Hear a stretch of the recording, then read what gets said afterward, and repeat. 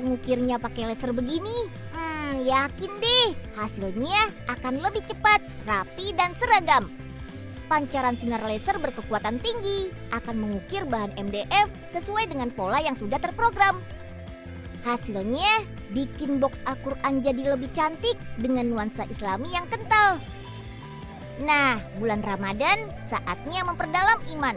Salah satunya rajin membaca Al-Quran, seperti teman-teman kita ini nih. Sebagai kitab suci, penting nih untuk selalu menyimpannya di tempat khusus, biar rapi dan tetap terjaga.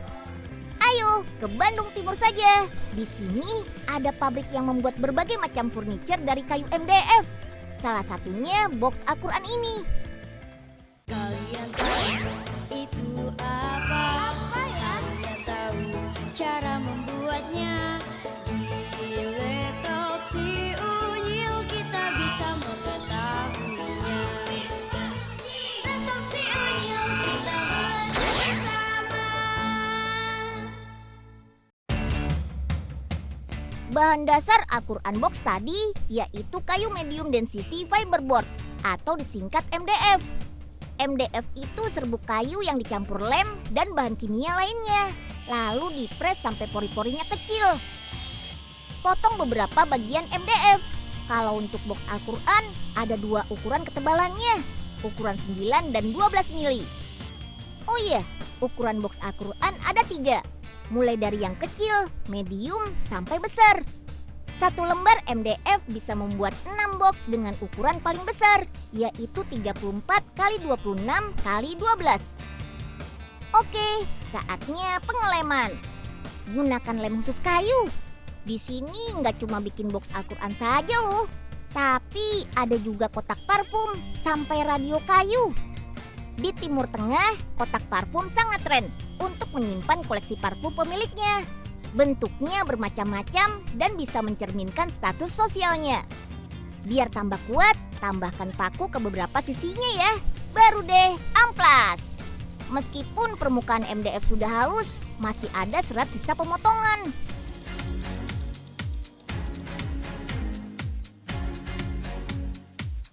Waktunya pewarnaan. Ada 2 jenis pewarnaan.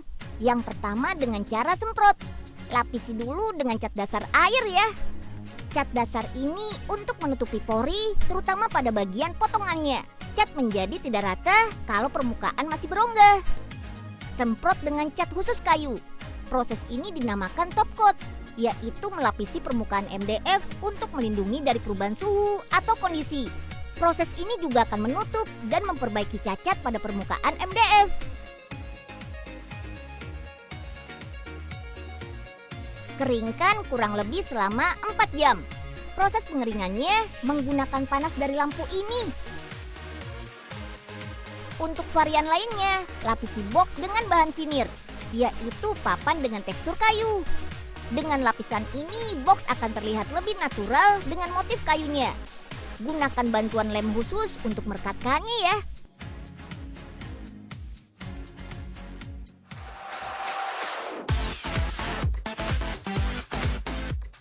Nah, baru deh ukir kayu dengan laser. Cring! Mata laser akan membentuk ukiran sesuai dengan program yang dijalankan. Dalam waktu bersamaan, 3 box sudah terukir. Wah, efisien banget kan? Pemotongan dengan laser cutting ini membuat hasil lebih halus dan meminimalisir panas dari sekitar area potong. Yuk, cat boxnya menggunakan cat kayu untuk menampilkan tekstur asli kayu. Lapisi juga dengan cat monokot. Monokot juga bisa melapisi kayu dari air, jadi bikin tambah awet deh. Biarkan sampai kering ya.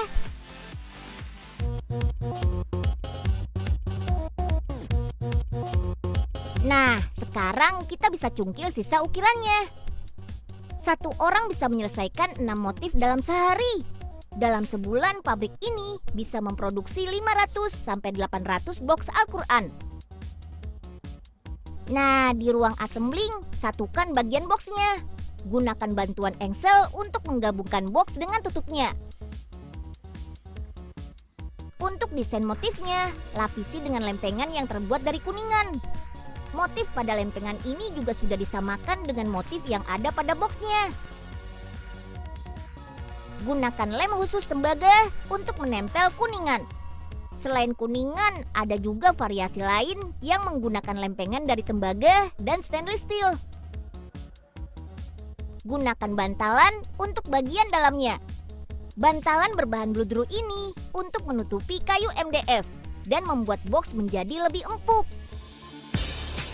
Tahap terakhir nih, lakukan pembersihan untuk menghilangkan sisa lem yang menempel di sekitar kayu, sekaligus untuk mengecek kualitas dari box. Kalau sudah oke, baru deh kemas. Harga box Al-Quran ini berkisar antara 1 sampai 2 juta rupiah. Variannya banyak kan? Jadi punya banyak pilihan untuk kitab suci kita nih. Bismillahirrahmanirrahim. Alhamdulillahirabbil alamin. Ngantuk. Aduh, jangan Bul, ngantuk dong, kamu Bul. ngantuk ya? Aduh, gawat nih. Kumpul nggak sahur tadi Pak Ustadz. Jadi lapar banget nih. Bikin tambah ngantuk Pak. Anak-anak, memang tidur di bulan Ramadan termasuk ibadah. Tapi alangkah baiknya, puasa kita diisi dengan membaca Al-Quran seperti ini. Tuh, denger Bul kata Pak Ustadz. Ya udah, kita lanjut bacanya ya anak-anak. Wah, cantik-cantik banget ya kakak-kakak ini. Apalagi baju yang mereka kenakan. Wah, bagus-bagus. Cocok banget nih buat yang ingin berpakaian muslim namun tetap tampil bergaya dan modis. Jangan salah loh, meskipun ini di ibu kota fashion dunia, tapi ini merupakan produk fashion busana muslim asli Indonesia. Gimana? Keren kan? Yap, sekarang fashion busana muslim dengan model yang kekinian sudah menjadi tren di kalangan wanita-wanita muslimah di Indonesia loh. Gak heran deh, banyak bermunculan brand lokal fashion muslim di Indonesia. Brand fashion busana muslim saat ini lebih mengedepankan model islami serta gaya berpakaian yang disukai anak muda, tapi tetap sopan dan nyaman untuk dilihat. Come on, langsung saja ke daerah Bandung, Jawa Barat untuk melihat pembuatannya.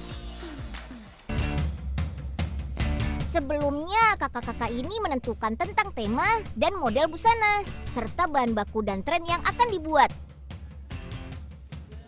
Kemudian, hasil sketsa di-scan dengan Lektra agar bisa diedit di komputer. Selanjutnya, dibuat pola untuk di-print sebagai panduan proses pemotongan kainnya.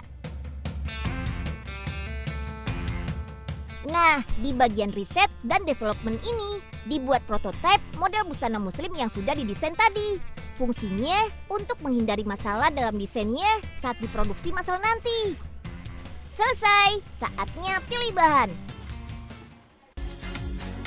Come on, kita ke gudangnya yuk. Wah, banyak banget sih ini kain-kainnya. Bisa bikin baju setahun gak habis nih Unyil. Beragam jenis kain semuanya ada di gudang ini. Tapi kali ini kita akan pakai jenis kain yang lebih nyaman dipakai ketika kondisi cuaca seperti saat sekarang. Seperti spandek, chiffon, atau cambrai. Potong kain sesuai pola yang sudah dibuat tadi. Jangan sampai salah ya. Sedikit salah potong, waduh, ratusan layer kainnya akan rusak tuh dan tidak akan bisa terpakai nantinya. Pola terdiri dari beberapa bagian potongan yang nantinya akan membentuk satu pakaian utuh. Satu pola untuk mencetak setiap bagian yang akan dijahit. Ada untuk tangan, kerah, dan bagian lainnya. Lanjut yuk ke proses penjahitan. Pola yang sudah dipotong, kita buat bagian bajunya dulu nih.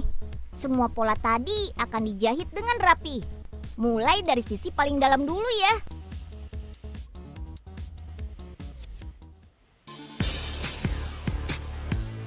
Asik, sudah selesai nih. Tapi kita harus masuk ke bagian quality control. Semua bagian baju dan hijab akan dicek apakah sudah sesuai dengan standar pabrik atau belum. Lanjut, saatnya disetrika dulu ya. Wih, ngebul-ngebul. Ini namanya setrika uap loh. Nggak merusak serat kain, jadi membuat baju tetap terlihat rapi. Nggak heran deh kalau brand ini sekarang sudah ekspansi ke hampir seluruh daerah di Indonesia. Dan juga memiliki beberapa produk khusus baju pria dan hijab. Kisaran harganya pun bervariasi, dari Rp50.000 sampai yang paling mahal Rp800.000. Gimana nih, desain-desainnya terlihat muslimah dan sopan kan? Tetapi dipadu-padankan dengan tren fashion modern masa kini. Kisaran harganya pun bervariasi, dari Rp50.000 sampai yang paling mahal Rp800.000. 1, 2,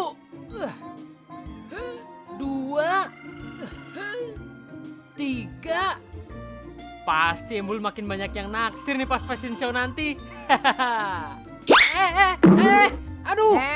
Bocah, ngapain gelayutan di mari? Aduh, jemuran Poipe pada hancur dah. Jemur di mana lagi nih baju? Dablek bener sih nih bocah ya. Aduh, Embul lagi nge-gym, Po. Biar berotot kayak binaragawan. Hah? Emangnya sekarang Aagim buka tempat fitness ya? Aduh, nggak gaul banget sih. Olahraga otot maksudnya, Po. Ah, bodoh dia. Gaul kek, kagak kek. Yang penting jemuran air kering. Aduh, sakit. Buat kalian yang suka makan jamur, boleh dicoba nih. Aneka makanan tradisional dari jamur yang kaya akan nutrisi. Dan rasanya dijamin maknyus deh. Tetap di laptop si Unyil.